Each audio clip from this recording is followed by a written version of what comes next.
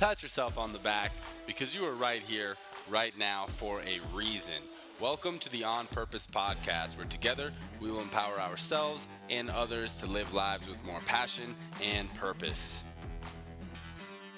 How you doing this morning, Jared? Freezing cold, Ali. Freezing cold still? Yeah, that's why I gotta have the hoodie on today. Even with man. that rock hoodie you got on? I feel bigger wearing this. I feel like just wearing rock stuff makes me bigger. There you go. It probably does, man. Dude, yeah, it's so cold. It's like 20 degrees out. Everything's frozen.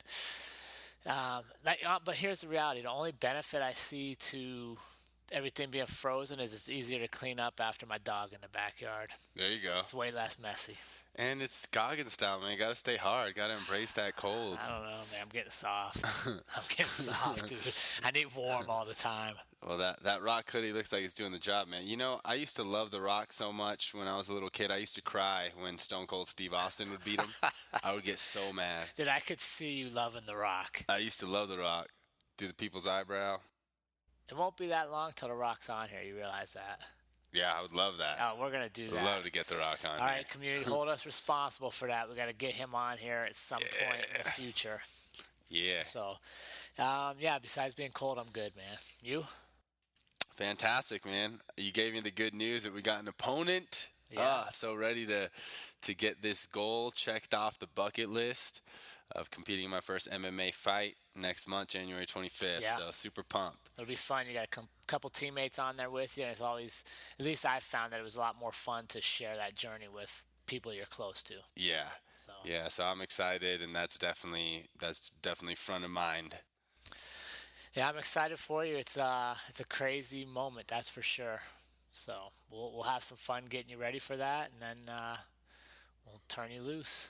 Yeah, I'm ready. It's been nice to be back. Got to reflect a little bit last week on our last week's episode of Still Hiding in the Closet, and it was a really good reflection for me. What are some things that you reflected on with that purposeful practice? You know, it was interesting. I actually had a conversation with somebody that told me they didn't like that episode.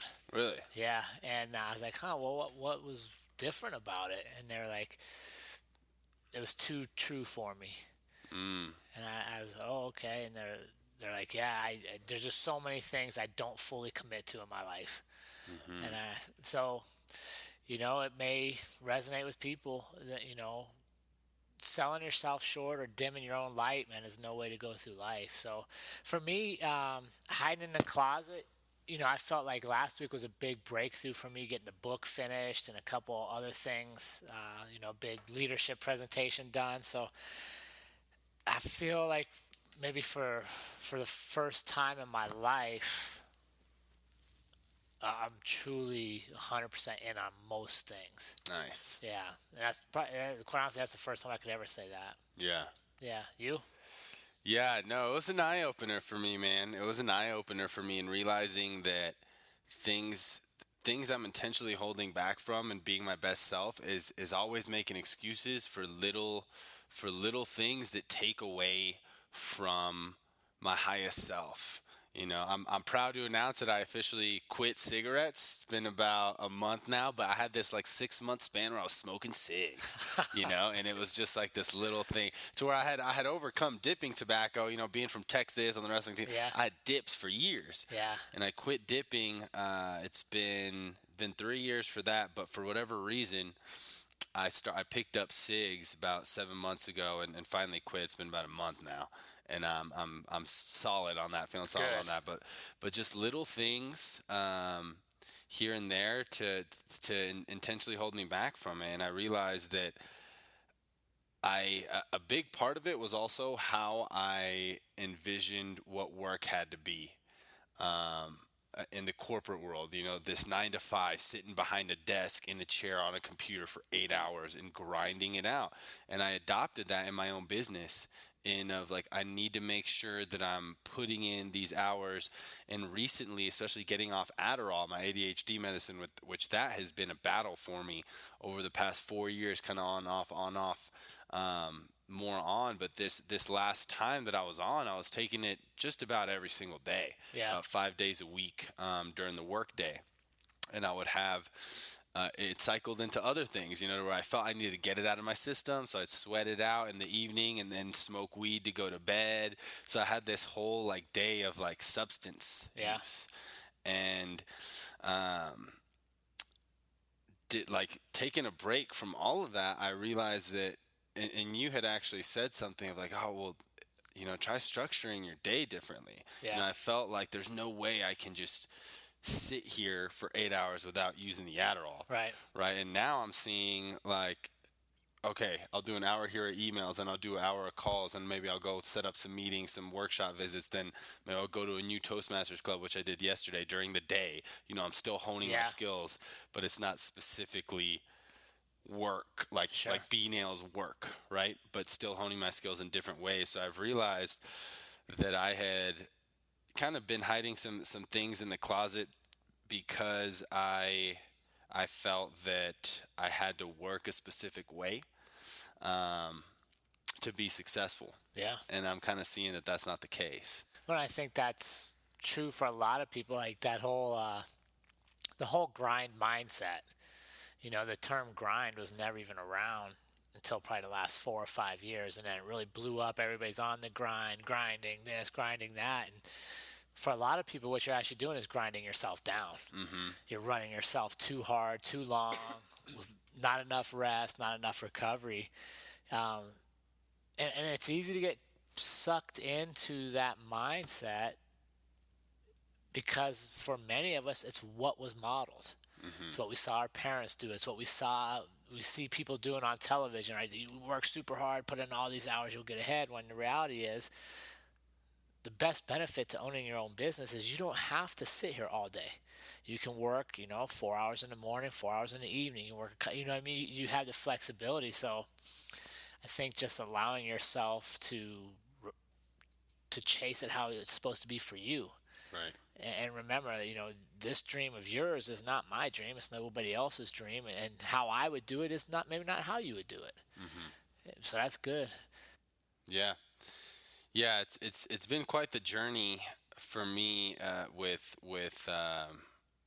kind of incorporating substances into my life, thinking that I need them to perform at my best, right? And now, kind of just completely just purifying myself. I'm realizing that it doesn't need to be the grind that I thought of. Like, for example, after my trip to Egypt, really got to disconnect. The whole bouncer incident was a blessing in disguise. The fact that I had to be on pretrial services, I couldn't drink or smoke weed for 2 months. Honestly, Jared, probably been like 8 years since I've gone 2 full months without smoking at all. Sure. Cannabis has been a big part of my life for a long time. So having that complete reset and recharge, coming back to it this past weekend, it was totally different. It was totally different, and I realized just how much less clear I was, less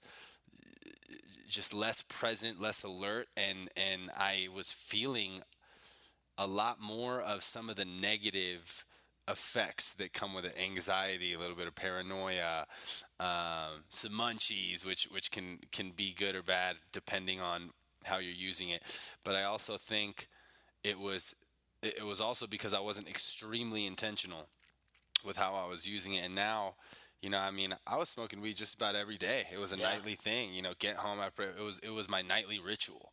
And now I'm just like, how was I doing that? Yeah.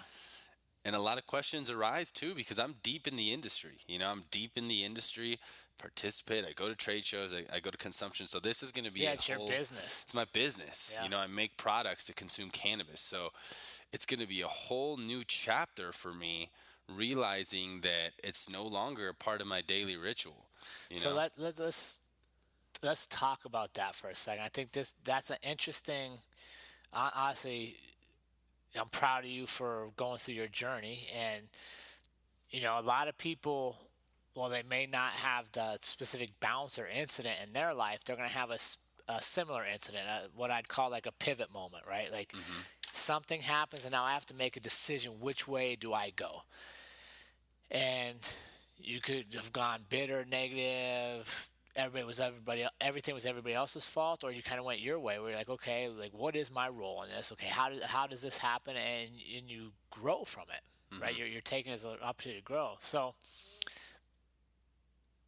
when you so sometimes you're going to need external forces to kind of make you change, which is what you had, right? You had the Yeah. court saying you can't do this for a period of time. And I was pissed. Yeah. I hated that. So I did talk not to me like that. about that emotional journey, because the first day this happened, you weren't having the same conversation with me. No, no, I was angry, and to this day, I still do believe that it was an injustice that we shouldn't have had those charges, but I'm grateful that we did because, yeah, I was angry, but after I let those choices or the effects kind of play their course and really got to reflect on it. I had made the mistake that got me on pretrial services by not showing up to the second court date. Right? They set like 3 court dates before anything even got done. So I was a little frustrated and was like, man, why am I even getting this? This isn't Yeah. my fault. And eventually, once I just had to accept that, okay, I'm going to be subject to random P tests at any time until they decide when we're going to schedule this court date. And I just had to accept it. Just had to accept it. These are the facts, and that was it. There was really no going around that. So in that journey, I stopped. Couldn't drink alcohol. Couldn't smoke cannabis. Um, couldn't do anything that would show up on a P test, but cannabis and alcohol for sure, especially cannabis, more of a daily ritual. But in alcohol, every now and then on the weekends I like to drink as well. So really having to clean and purify, and then also being off the Adderall too, really made me change where I was putting my time and my energy. Yep. But now, so it's interesting that all this times together, right? Especially in your life, and we've talked about this on other episodes. You had met Courtney, Hmm. who was starting to enlighten you into some different things, Yeah. right? And then this happens and basically forces you to change behavior for a short period of time. Hmm. Just a short period of time, because it was maybe 2 months, a Two month, months. Yeah. 2 months. Over the course of your lifetime, 2 months is a very brief window. Super brief. However, you had already had changes kind of happening around you that maybe you weren't even aware of, Yeah. because you were allowing different people to start influencing you, right? You were expanding your circle that we've talked about 1,000 times. You were open to learning from other people. You weren't just stuck and this is how I've always done it. This is how I'm going to do it. I'll get through these 2 months. I'm going right back to where I was. And I think that's kind of where a lot of people struggle. Hmm. Um, Sometimes an external force will bring you some discipline that maybe you didn't know you needed. Right. It will bring you some structure that maybe you needed, but you weren't sure how to create. No doubt, Jared. And that facilitates growth, right? Like we've talked about this over and over. When you got hit with that, you cannot live your lifestyle for 2 months by some judge up there that really probably, let's be honest, looked at your paper for about 20 seconds, doesn't know anything about you, quite honestly doesn't care. Hmm. They're getting through their docket, and he has so much power over you to tell you you can't live your life for 2 months. That pisses me off. But it's also like, okay, what do I have to do to never let this happen again? Right.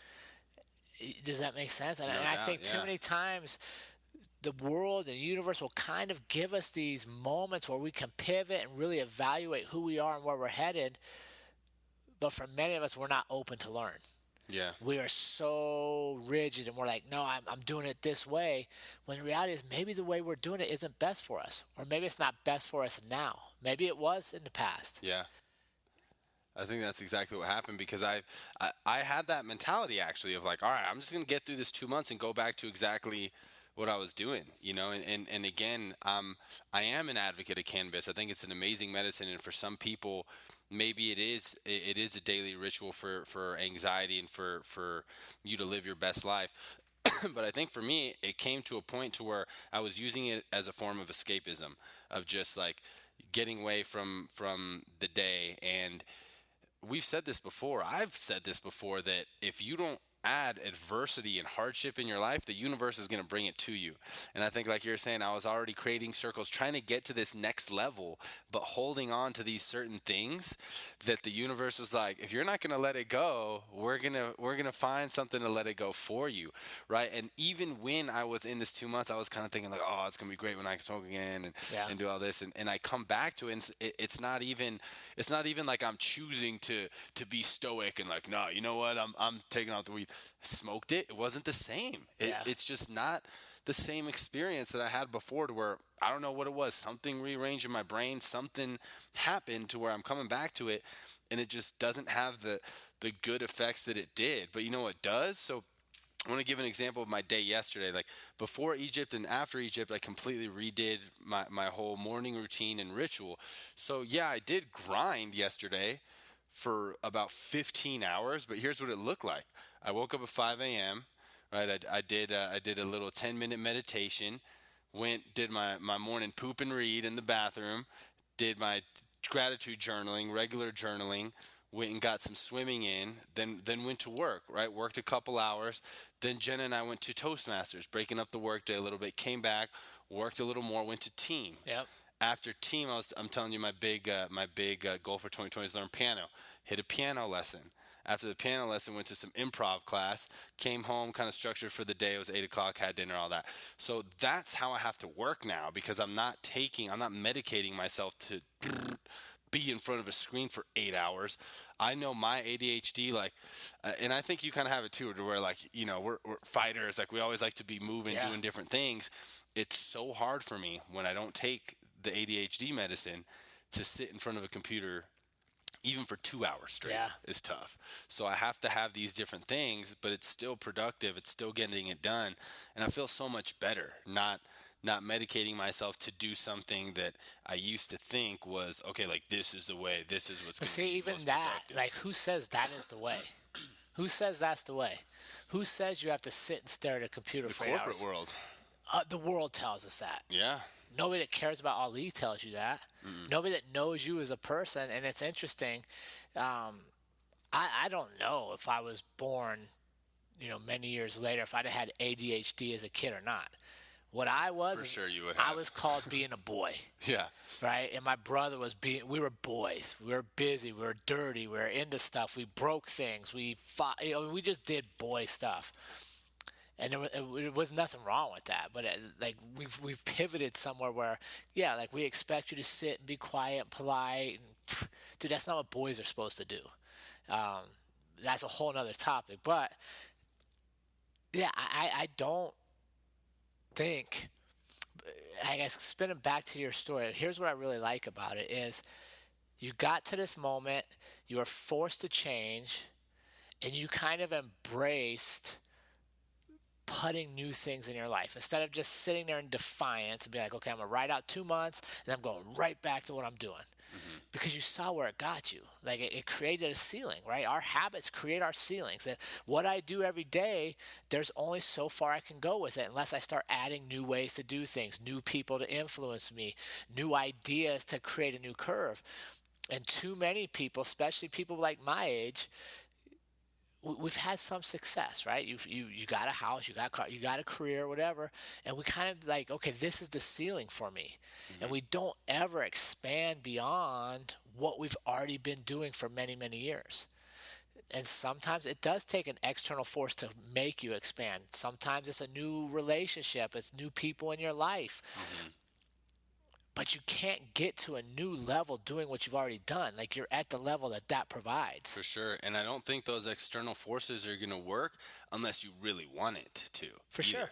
sure. If you're happy where you're at and you're just going to, and you're complacent with that, then no external force is going to happen. But I think why this all happened for me is because I really wanted to get to that next level. I really wanted to be more proficient, more productive, influence more people in a positive way, to where those external things, and I still think about it, like, it's crazy how it all went down. Yeah. It's like the odds that happened and we got charged with those charges, and how everything happened. It's crazy how it went down. But now in retrospect, I'm like, whoa. Well, the let's universe even has go my back. further. Let's just be honest though, how many nights could something like that have happened in, say, the last 4 years for you, right? Mm-hmm. Drinking, bar scene, uh, interact with bouncers. That Mm-hmm. could have happened many, many nights. Mm-hmm. But why did it happen 6 months into the On Purpose podcast?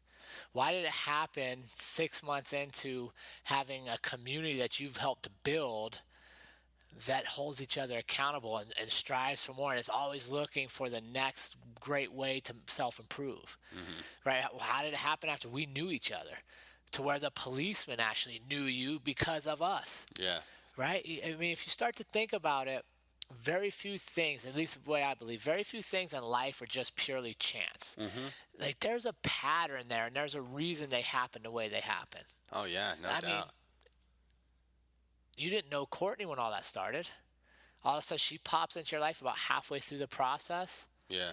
and you, right? I mean, if you look at how the world aligns things, sometimes here's just what I think. Sometimes the best way to get through life is to quit trying to control every variable. Quit trying to, you know, like for your example, take a medicine that allows you to stare at a computer for 8 hours, and then take a different medicine that allows you to sleep, and then take another one. You know what I mean? Because there's so many Right. people that get caught up in that because they're trying to control every variable. For me, I have found like this last year's probably been one of the best years of my life, and it's really boiled down to this. I know where I want to get in life. I know what I want to provide for my family. I know the experiences I want to have, but I've given up control of how I get there. Yeah. I don't necessarily know the best path.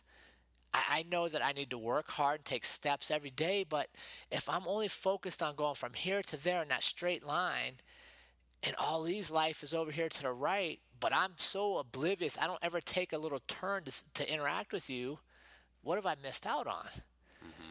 You know, and I think for many of us, we have this path laid out. And we're so rigid that we know how to get there. We miss the obvious signs that the universe tells us, hey, buddy, you can get there, but you can get there on the highway, or you can take this 2-lane road through the mountains and see, you know what I mean? You can Wow. take the scenic route. Yeah, you're absolutely right. You're absolutely right, and it's easy to get caught up in that. I mean, that was the number one negative thing that I didn't like about taking Adderall was that it made me so rigid and so narrow-minded to where I would see a conversation as a task to complete. Yeah. So I could complete more tasks. Like Right. I wouldn't be present. I wouldn't truly engage like my soul and heart truly enjoys to do with people. You know, Which is actually who you are. right. Like, let's be honest, B Nails will be ultra successful when you're authentically communicating with people. Mm-hmm. You know what I mean? There's so many other businesses where I can be treated like a number and a process and run through the system, but that's not intricately who you are. Yeah. And I appreciate you and this community so much because I think really one of the biggest things that's helped me get here is talking about it. For sure. You know, in previous episodes, sharing a little bit here and there of like, you know, I'm kind of struggling with this. This is something that I want to improve on, and doing these purposeful practices. And like you said, it's no coincidence that all this has happened months into the podcast. And like we always say, like we're going through this journey together. Absolutely. You know, I'm not sitting up here preaching stuff saying that I have it all figured out. I'm doing the work as we're going, just like our community is, and it's amazing to be able to see when we make this progress and hit these milestones of like, wow, like this has been a work in progress here in the making for a little while. Yeah, and it has, and I think the community is a key because it's telling you being part of the community is a shift, right? Like if you were having these same discussions with people that had known Ali as just a party animal or the fun, joking guy, would they have supported this change? Would they have been like, hey, dude, in 2 months, man, I got this set up for you. We're going to go here and there. Would they have embraced the growth? Would they have put you in a position where you're actually even questioning, do I go back to this, or is this now a time to move forward, or a Right. time to go a different direction? So that community piece is huge. And for those of you Huge. listening in, if you are at a pivot point in your life, if you're at a stage where maybe some adversities hit you that you didn't see coming, that you weren't in control of, but now it's here, your community is going to play a huge role in how you handle that. Yeah, definitely.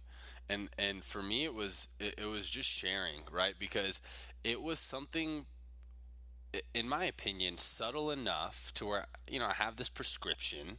It's not like I'm taking, Yeah. drugs out the street. I'm in Colorado. I'm smoking medical cannabis. Everything I'm doing is legal, right? To where I never had people really telling me like, bro, you got to stop that. With the cigarettes, yeah, Yeah. but or like, bro, you got to stop that. Like people understood, and it's not like I was sharing, hey, I take Adderall and smoke Yeah. weed, all Yeah. the time. But it's kind of like I knew deep down that eventually I would need to let those go Yeah. to get to that next level. Cannabis, at least daily use, right? And it after sharing, after talking about it, after being able to come on here and interact with you, interact with the community, it helps shine the light on that more. And then the universe brought me this opportunity to completely disconnect. And then when I come back, it's like it's not even something that I want to do, because the effects aren't the same for me. Yeah. That's called growth, I guess so. right? Like, I mean, think about, like, just put it in, put it to scale, right? Scale is a big term nowadays. You were focused on, getting high, getting through 2 months, so you could go back to drinking or smoking whenever you want. Your freedom. Hmm. And part of that process, you literally go with somebody who you had fairly recently met, who was kind of challenging your thinking a little bit and saying, hey, wait a second, well, if you try, you know what I mean? Like, she's, without dumping it on, she's kind of influencing you to, maybe I should be looking at things different. Right. Then you travel to literally the birthplace of humanity. Yeah. And you're sitting on for those of you that didn't follow the story, you need to start following Ali more. You're sitting on a patio having breakfast with some of the wonders of the world, the pyramids right there. Yeah. Ancient. Right, like literally your problems, when you think of how did they build those? What kind of suffering did they go? What kind of adversity did they face? And you're there face to face with it, with your own adversities. I think that's just a great opportunity to reflect on. Man, I'm pretty lucky. Yeah. Like I'm lucky that this is my adversity versus what these guys faced. And it allows you to put things into perspective. And the fact you shared it with somebody that you care about and that supports what you're doing makes it even more beneficial. Yeah. Yeah, it was. It was an amazing trip, and just an amazing contrast, like you said, to see what people were doing back then. They didn't have everything that we have. I mean, it's amazing to think, even today, that would be an amazing feat. The pyramids, the pharaoh tombs, all the hieroglyphics, the carvings, the sculptures, the paintings, everything that they did. It's an amazing contrast to be like, wow, like what am I doing? Ty Lopez, this guy, he got famous off of a TED talk he gave, read a book a day. He doesn't actually read a full book a day. He has like a method of how he like goes through a book, and he talks about how uh, it's great to do contrast to your problems, and contrast something with huge of like, ask yourself, is it harder than putting a man on the moon? What are some really hard problems that humanity has solved, and then contrast that with your problem. Jeff Bezos said we can always innovate out of any Yeah. problem, to where if we think about it long enough we can get there. So that, I think that was part of it for me, is like going over there, seeing that, and being able to innovate and really like just disconnecting from the daily monotonous grind, because it's easy just to get caught up in that same routine. I mean, we're creatures of habit. Yeah. We do what feels comfortable, what we've been consistently doing, and it's hard to be disciplined enough to be like, you know what, I need to stop, to disconnect from this habit for a little while, and then come back and reevaluate things. And that's the key, though, reevaluate.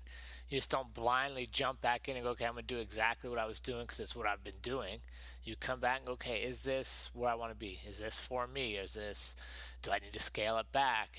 Do I eliminate it altogether? And that's the process of it, gaining experience. Yeah. Do you have an example of something that you recently disconnected from, that was like a daily or weekly ritual for you, whether it was positive or negative, and reevaluating it, making change? I've been trying to disconnect. I don't know if it's whole daily, but yeah, on Sundays I try to disconnect from social media. I try not to do a ton of technology. So for the past month, I don't check emails on Sunday. I try not to even open my computer, just because Andrea and I have an Airstream project we're working on, and that's kind of my day with her to give. So that's kind of probably the biggest for me. Is it's easy to, and it's crazy, right? We've been married what 20 something years now, and we're together all the time, so it's easy to be like, oh, see, let me just jump on, I'll spend an hour here. But that's taking away her quality time, and Sunday's one of the few days we have undivided attention. So for me, I've really been focused on disconnecting from just all my technology, um, to make sure she feels valued. And I think that's something that we can kind of all struggle with in today's world, is valuing kind of what you were saying, the productivity and the grind over the conversation and relationship that's being built. Yeah. Yeah, definitely. Definitely. I actually chose not to attend a huge conference, MJ Biz, that's going on this week, because my aunt, my mother's sister, they've just had their disagreements and issues for years, Yeah. and it's the first time that she's coming up with my little cousin and my uncle. He's a freshman in high school now. He used to come to my wrestling matches in high school as a little 3-year-old. Go Ali, go! He's this half Japanese, half Mexican little boy. I call him Yachi. But they're coming up, and I evaluated the the benefits of each decision. It's the first Yeah. time in a long time, to be completely honest with you, that I chose family Yeah. over business. Right. And I think it's part of just this growth of me being like, yeah, I'm an entrepreneur. I'm dedicated. I'm always on the grind, right? But for this specific opportunity, I was like, I haven't gotten to interact with this side of my family about 5-6 years, so it was more valuable to me than going to this massive conference, right? Yeah. It would be a lot of business connections. That's good. I'm excited to hear how it goes. Yeah, You'll enjoy it. yeah, yeah. I'm super There's excited. always time to make more money and time to make more business. But your family time, it goes quick, It does. and we're not always guaranteed tomorrow, so you got to take advantage of it. And I think it's interesting owning a couple businesses. You own several businesses. When you first get into it, what you're really challenged with is that entrepreneur grind. You got to put in all these extra hours and stuff, and you do, because it's literally your business. It lives and breathes and dies with your effort. Hmm. But one of the big reasons I got into it as well is I didn't want to miss things. Mm. So if I don't work a period of a day so I can go watch Trey wrestle, I can make that up in the evening. I can make Right. that up I am in charge of that. Exactly. I think too many of us are in positions where we're not really in control of our life. We're not in charge of how we spend our time. And to me, the most recent changes I've made over this year is just to do that, to allow myself to have time freedom. Yeah. Yeah, I completely agree. It needs to be cohesive to where you can encompass everything in your life Yeah. and each day. Some family time, work, play, leisure, productive leisure. Yeah, no, I love it. So to kind of wrap things up, what do you think about like disconnecting from habits that you do? What do you feel? What do you feel when you're disconnecting from daily or weekly habits, and then how do you fill your time when you do?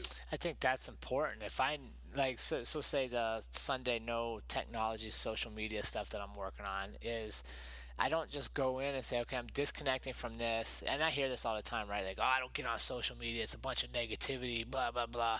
So I'm not even getting on it for a week. Hmm. And then you ask me, like, well, what do you do with that time? Well, I watch TV or I watch the news. I'm like, okay, so you change one negative outlet for another. Like, there's nothing growing there. So for me, if I'm going to purposely restrict something, like say I'm gonna cut out coffee. Okay, I'm drinking too much coffee. I'm gonna cut it out. Well, I'm not just gonna cut it out to nothing. Like, I'm gonna fill that time. Maybe I'm gonna switch to some tea because there's maybe some additional benefits, or I'm cutting out technology on Sunday, but I'm not cutting it out to sit and watch TV. I'm gonna cut it out to spend more time with Andrea and to spend better time with her. So I think that's important. Is if you're going to restrict something, cut something out, like have a plan. Okay, what am I gonna replace it with that could potentially help me grow? 100%. That's huge. You need to find an alternative. Like for me, when I had quit dipping and quit cigarettes, dude, it's gum. Yeah, Whenever I get that craving, put yeah, gum in my mouth. And then Tony Robbins says that too. It's like you must have an alternative to the habit. If it was junk food, where whenever you have that same thing, sometimes gum or sometimes just going to get a quick little workout in, right. do some stretching, whatever it is, but having an alternative for whatever the negative habit you're trying to change. Yeah, and that's a huge, right, because think about it. It's a habit. Why? Because you've done it repeatedly, which means it takes up time from your day. It could be small, it could be major. So if you don't have a plan to fill that void of time, it's easy to, one, fall right back to where you were, and two, not to grow. Like, what are you going to do with that time? Literally like blocking your time out and filling it with something beneficial. Think about it, most people aren't disconnecting or restricting something that they know is inherently good for them. It's something they're like, hey, this is probably out of control. I'm drinking too much coffee. I'm smoking, whatever it Yeah, is. that's So true. have a plan to replace it with something that's better. Yeah. Well, sometimes people do though, like at the gym. We see people train, and then MIA, Yeah. even though it is inherently good for them. But I think you're right in the sense that most of the time we're always trying to disconnect from something that we know Well, and doesn't it's serve it's us. funny. I was just thinking about this listening to you talk today. Is you like external discipline, right? Now, maybe not in the form of a judge, Yeah. but even like your biggest point of suffering this year is when? When do you feel like you suffer the most? This year? Yeah, Ramadan, Oh, yeah, right? Which is an external force. It's your religion telling you cannot eat from sunrise till sunset. Not by your choice. Like your habits don't do that. That's literally an external force saying, hey, here's a rule for you. yeah. Right. And you care so much about it, you want to challenge it that you do it. I mean, I was just thinking about that. Like, it's interesting. Some people are intrinsically disciplined, like the discipline that they need comes from within. Others are external, and it varies from point to point in your life. But just this year, like your two big growth windows were both external parameters put on you. Yeah. Yeah. Sometimes we need that. Absolutely. Sometimes we need Because we that. don't always know what's best for us. And that's the crazy thing, right? We get in this habit of, oh, I know what's best for me and I've done this. Well, you've done that. Doesn't mean there's not a better way. Yeah. And I truly believe if we're not open to learning from those that are around us, sometimes the universe will force us to see things differently. 100%. No, it's funny. I was sharing with you earlier how I didn't want to tell Jared that cannabis wasn't the same for me. I kind of had like this ego pride thing of like, nah, I'm a cannabis advocate. Like I'm a daily user. Like cannabis all the way. And then I was like, man, I smoked quite a few times this weekend of like trying to figure it out. I had two different strains and everything. I was like, what's going on? And then I just realized, wow, it just doesn't affect me how I thought it did Sure. for whatever reason, and it's just not going to be a daily thing anymore. And I think that's an important point. Like, you didn't want to tell me that. Like, you're like, I don't really want to tell you this, but you did.